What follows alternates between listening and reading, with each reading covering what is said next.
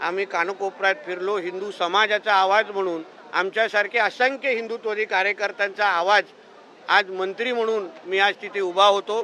म्हणून त्यांच्या मनातला जो रंग होता तोच मी आज घालून उभा राहिलेलो आहे. सर, आता तुम्ही महाराष्ट्राचे मंत्री झालेला आहात, महाराष्ट्रासाठी नेमकं आता विजन काय असणार आहे? राज्याचं विजन, राज्याला एक प्रगतशील राज्य बनवण्याच्या दृष्टिकोनातून जे जे निर्णय ज्याप्रमाणे आपली प्रगती केली आणि कॅबिनेट मंत्रीपद मिळवलं त्याबद्दल मला गर्व आहे.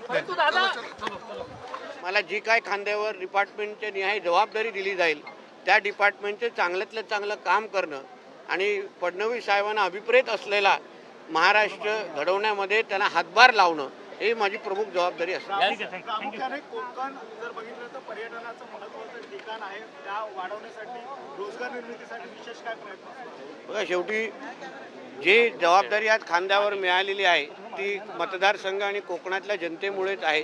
कारण का कोकणातल्या जनतेने आम्हाला भरभरून प्रेम दिलं आणि जी काही मंत्रिपदाची जबाबदारी की जे काही खातं भेटेल त्याच्यात जास्तीत जास्त उपयोग महाराष्ट्राचा निश्चित पद्धतीने करीन, पण कोकणाला निश्चित पद्धतीने